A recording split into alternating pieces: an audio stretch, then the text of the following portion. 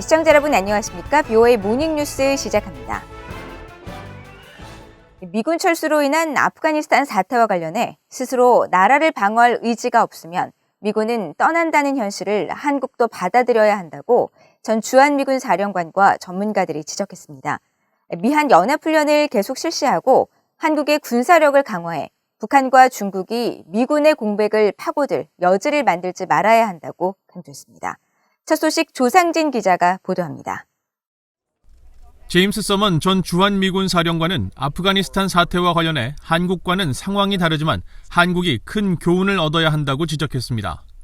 아프간처럼 한반도에서도 전쟁이 끝난 것이 아니라 여전히 휴전 상태라는 사실을 상기시키면서 어떤 일이 터지고 나서 훈련을 강화했어야 했다고 후회해서는 안 되며 지금 당장 훈련하고 준비 태세를 갖춰야 한다고 강조했습니다. These U.S.-South Korean joint drills, discipline of the force has to continue, and training and maintaining the highest levels of standards, because that's the true defense of the country over there. And the alliance, the military alliance, is essential to maintaining peace on that peninsula. 베트남전에 참전했던 로렌스 코브 전 국방부 차관보는 40여 년 전 남베트남 상황을 예로 들면서 이번 아프간 사태를 계기로 한국은 자국 방어에 대한 의지를 더 가져야 한다고 강조했습니다. We had continued training and arming the South Vietnamese military. And if they didn't want to fight for their country, there was nothing we could have done. By getting out of Afghanistan, we can put more emphasis on Asia.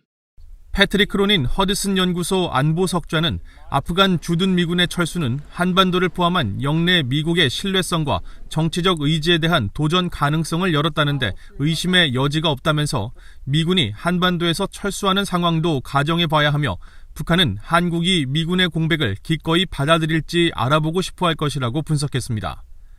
렐프 코사 태평양 포럼 명예회장은 한국이 미국의 방어 공약을 우려하는 것보다 문재인 정부에 대한 미국의 우려가 더 크다고 지적하고 연합훈련 축소는 미국이 아니라 한국이 요청한 것으로 미국이 한국과 문재인 정부에 대한 신뢰성을 걱정하고 있는 것이지 그 반대 상황을 우려할 것은 아니라고 평가했습니다.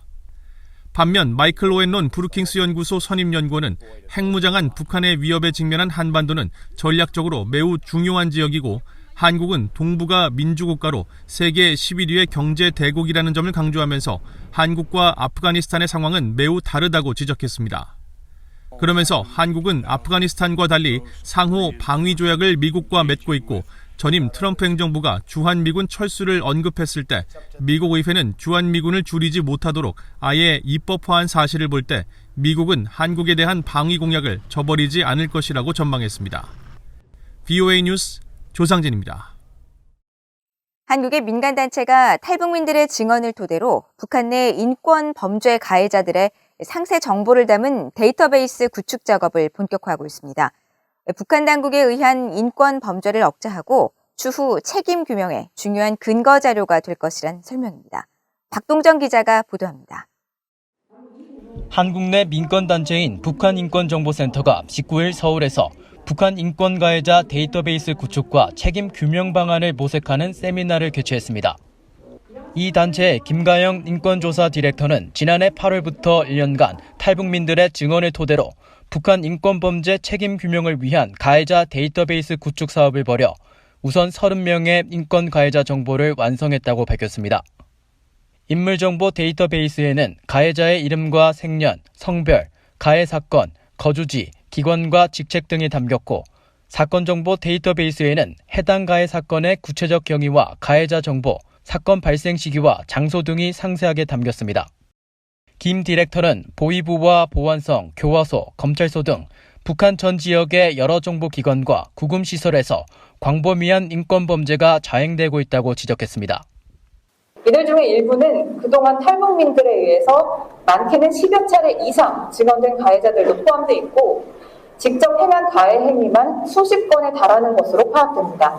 이들은 각자 고문과 살해, 강제 낙태 등 UNCOI 보고서가 지적한 북한에서의 반인도 범죄를 직접 행하거나 그러한 행위를 지시했을 만한 위치에 있었던 근무자들입니다. 북한인권정보센터는 북한의 인권 가해자 데이터베이스 구축이 국제사회가 촉구하는 책임 규명 필요성에 대한 부응이자 향후 이 단체가 본격화할 북한 인권 책임 규명 작업의 신호탄이 될 것이라고 강조했습니다. 그러면서 범죄 사실을 낱낱이 기록하고 있다는 사실을 북한 당국에 주지시켜 추가 범죄를 억제하는 효과도 있을 것이라고 설명했습니다. 이 프로젝트를 통해 신뢰할 수 있는 매우 구체적인 가해자 정보를 파악할 수 있었습니다. 아직 그 인원은 30명에 불과하지만 이는 앞으로 국제사회가 실효성 있는 북한 인권 책임 규명을 이끄는 데 굉장히 유용한 자료로 활용될 것이고, 또한 가해자 조사라는 것에 있어서 어떤 점을 조금 더 유념해야 할지를 보여주는 좋은 선례가 될 것이라 생각합니다. 한편 세미나에 토론자로 참석한 이메시 포카렐 서울 유엔 인권사무소장 대행은 북한 당국의 비협조와 북한 인권 상황을 국제형사재판소 ICC에 회부하는 문제를 놓고 유엔 안보리 회원국 간 의견 불일치로 책임 규명 시도가 성과를 내기 어려운 상황이라고 지적했습니다. 포카렐 소장 대행은 그러나 책임 규명을 목적으로 증거 수집과 보존 활동이 강화돼야 한다면서 전문성을 갖춘 시민단체 참여의 중요성을 강조하고 북한에 대한 외교적 관여 속에서 인권 문제가 주류 의제가 되도록 노력할 필요가 있다고 말했습니다. 유엔 북한인권조사위원회는 지난 2014년 최종 보고서에서 북한 내 반인도적 범죄 책임자들에 대한 책임 규명을 권고했지만 유엔 안보리 내 중국과 러시아의 반대, 북한 인권 문제에 대한 한국 정부의 비협조 등 여러 이유로 진전을 이루지 못하고 있다고 유엔 관계자들은 말하고 있습니다. VOA 뉴스 박동정입니다. 미국 국제종교자유위원회가 새로운 보고서를 통해 북한 정권이 주민들의 종교 자유를 완전히 부정하고 있다고 지적했습니다. 특히 정부 기관들을 동원해 적극적으로 종교 탄압을 하고 있다면서 책임자들을 파악해 처벌할 것을 촉구했습니다. 조은정 기자가 보도합니다. 미국 정부 산하 독립기구인 국제종교자유위원회는 18일 공개한 조직적인 박해, 북한 내 종교자유 침해의 기록이라는 제목의 보고서를 통해 북한 정권은 정부기관을 적극적으로 동원해 종교자유를 완전히 부정하고 있다고 지적했습니다. 지독하고 조직적으로 주민들의 사상과 양심, 종교, 신념의 자유를 통제하고 있다는 것입니다. 국제종교자유위원회의 프레드릭 데이비 위원은 북한은 전 세계 최악의 종교 탄압 국가라고 밝혔습니다. Indeed, religious freedom is non-existent in North Korea, and religious adherents face severe persecution for practicing and holding their faiths and beliefs. 보고서는 특히 북한 정권은 유일적 영도체계 확립 10대 원칙으로 주민들의 사상을 통제하고 종교의 자유를 억압한다면서 김씨 일가 최고 지도자의 교시에 따라 주민들이 사고하고 행동하도록 강제한다고 지적했습니다.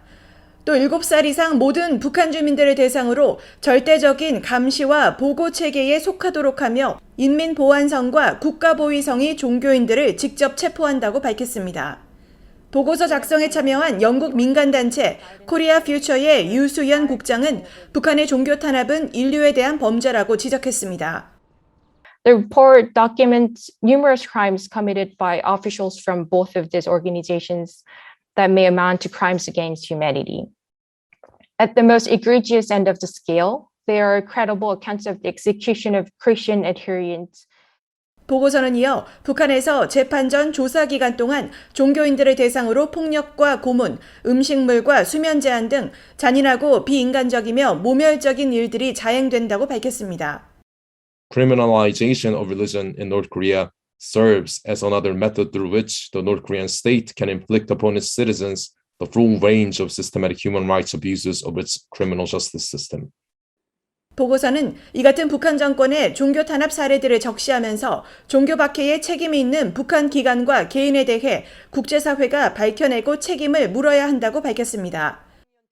국제사법재판소나 유엔 안보리가 구성하는 특별재판소를 활용해 가해자들을 처벌하는 방안도 생각할 수 있다는 것입니다. These sanctions across the US, UK, and EU were not designated for crimes related exclusively to religious freedom violations, but they are indicative of the symbolic and material costs that can be imposed on perpetrators through these existing domestic accountability mechanisms. 이번 보고서는 2019년 북한을 탈출한 사람들을 지난 2년간 인터뷰해 작성됐으며 종교와 관련해 북한 당국의 처벌을 받은 68건의 구체적인 사례를 파악해 명시했습니다. VOA 뉴스 조은정입니다. 북한과 중국의 무역액이 2달 연속 증가하면서 2천만 달러대를 회복한 가운데 북한이 비공식 통로를 통해 식량을 들여오고 있는 것으로 보인다고 전문가들이 지적했습니다.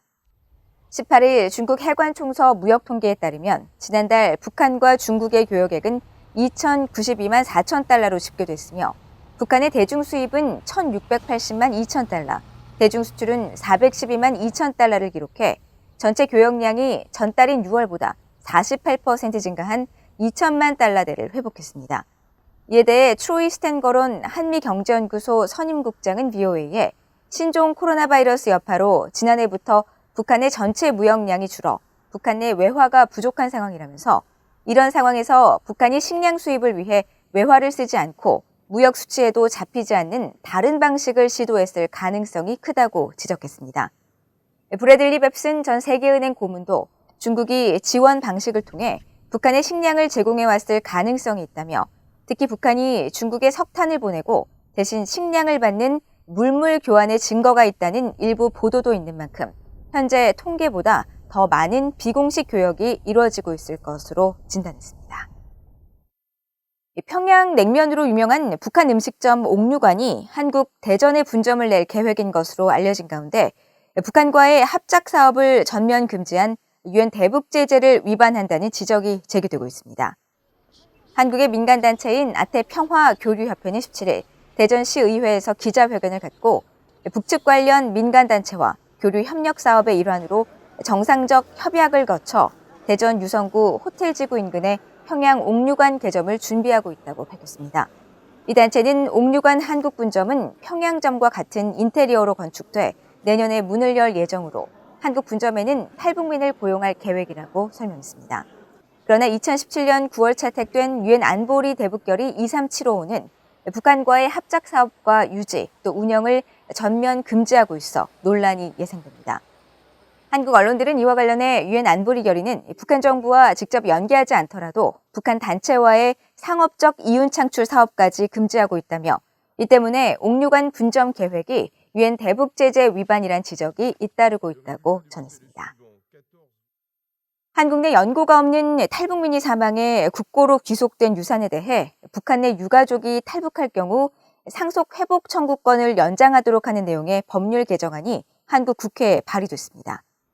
탈북민 출신인 한국 국회 국민의힘 소속 지성호 의원은 19일 보도자료를 통해 한국 내 무연고 탈북민이 사망할 경우 관련 법률 미비로 재산이 국고로 귀속돼 북한이나 해외에 거주하고 있는 유가족이 한국에 오더라도 이를 상속받을 수 있는 근거가 없는 실정이라고 지적했습니다.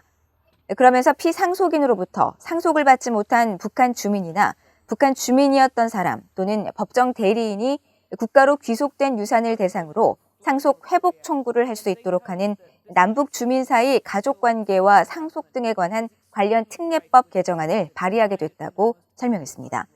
지 의원은 목숨을 걸고 북한을 탈출한 탈북민들 중 상당수는 북한에 가족을 남겨둔 경우가 많다면서 이들의 가족이 추후 탈북하거나 통일이 돼 한국을 찾을 경우 유산을 찾거나 상속받을 수 있도록 해 성공적인 정착이 이루어질 수 있도록 더 큰 노력이 필요하다고 강조했습니다.